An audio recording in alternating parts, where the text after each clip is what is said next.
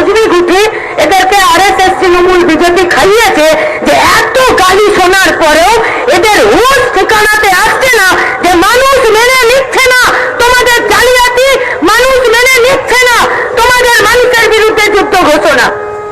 গায়ে কথা আছে, কানে দিয়েছি তুলা, পিঠে বেঁধেছি কুলা, যত কিলাবি কিলা, যত মারবি মার, ও নিজের জায়গা থেকে সরবে না। কেন? কারণ যদি ইলেকশন কমিশন সাংবিধানিক সংস্থা হতো, ইলেকশন কমিশন তার যদি কাজে ধারা নিরপেক্ষ হতো, তাহলে ইলেকশন কমিশন পাবলিকের কথা শুনতো। ইলেকশন কমিশন সব রাজনৈতিক দলের সঙ্গে বসে কাজ করতে চেষ্টা করত। কিন্তু ইলেকশন কমিশন যখন কখনো বিজেপির কর্মী আর কখনো তৃণমূলের কর্মীতে পরিণত হয়, তখন তারা পাবলিককে পাত্তা দেয় না। এবার আমাদেরকে ঠিক করতে হবে, কোথায় ঠিক হবে? ওপরে ওপরে ঠিক হয়ে যাবে নাকি আরএসএস ঠিক করে দেবে? পশ্চিমবঙ্গে কত লোকের ভোটার লিস্টে নাম থাকবে আর কত লোকের থাকবে না? ওপরে কোনো জিনিস ঠিক হবে না। তাই আমরা মাটিতে আছি, রাস্তায় আছি। রাস্তা যদি আইন তৈরি করেছে, রাস্তা যদি তোমাদেরকে উপরতলা দিয়েছে, রাস্তা যদি তোমার হাতে পেন পেপার ধরিয়েছে, তো রাস্তাকেই ঠিক করতে হবে। তোমার চেয়ার, তোমার উপরতলা, তোমার এসি আর তোমার পেন পেপার কেড়ে নিয়ে মানুষের অধিকারকে রক্ষা করতে হবে। কি হবে এই পশ্চিমবঙ্গে? কাদের নাম্বার দিল? বলেছেন পার্টির নেতৃত্ব কমরেড সেলিম না। কাদের উপরে আক্রমণ? গরিব, মেহনতকাজ, প্রান্তিক, সংখ্যালঘু, মতুয়া, মেয়েরা, আর কত রকম করে বোঝাতে হয়, কিন্তু বুঝতে এরা পারবে না। কেন জানেন? রাজনৈতিক উদ্দেশ্যে কাজ করছে।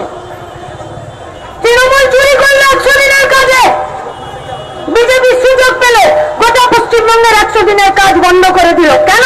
না, ওরা চুরি করেছে, 100 দিনের কাজ পশ্চিমবঙ্গে হয় না, তাহলে 100 দিনের কাজ বন্ধ করে দাও। কারা ভুগছে? পশ্চিমবঙ্গের বেকার ছেলে মেয়েরা। কারা ভুগছে? পশ্চিমবঙ্গের বাজার। কারা ভুগছে? পশ্চিমবঙ্গের ছোট মাঝারি কারখানা, উদ্যোগ, শিল্পপতিরা। কারা ভুগছে? পশ্চিমবঙ্গের মধ্যবিত্তরা, যারা এপাশেও ঘুরতে পারে না, ওপাশেও ঘুরতে পারে না, হাতও পাততে পারে না, কাজেরও জায়গা নেই। 26,000 চাকরি বাতিল হলো। কারা নিয়েছিল পরীক্ষা? সরকার না। পরীক্ষার ব্যবস্থা কারা করেছিল? Election school service commission. Result কারা বের করলো? School service commission. সুপারিশ কারা করলো? School service commission. ভুগলো কারা? 26,000 যারা পরীক্ষার্থী, যারা চাকরি পেলেন, যারা চাকরি প্রার্থী, তারা।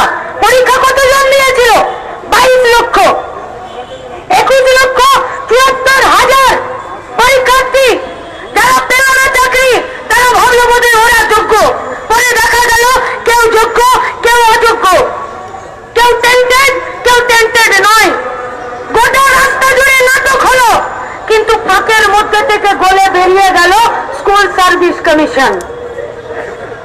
রাজ্য সরকার স্কুল সার্ভিস কমিশনের বিরুদ্ধে কোনো ব্যবস্থা গ্রহণ করলো? বিজেপির পার্টি স্কুল সার্ভিস কমিশনের বিরুদ্ধে কোনো ব্যবস্থা গ্রহণ করলো?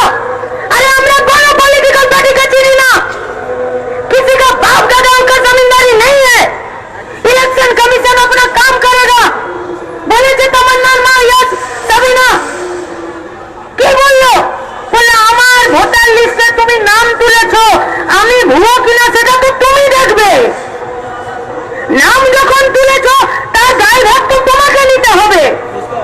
তুমি যদি আমাকে অবৈধ ঘোষণা করো, তার তো ডকুমেন্ট দিতে হবে।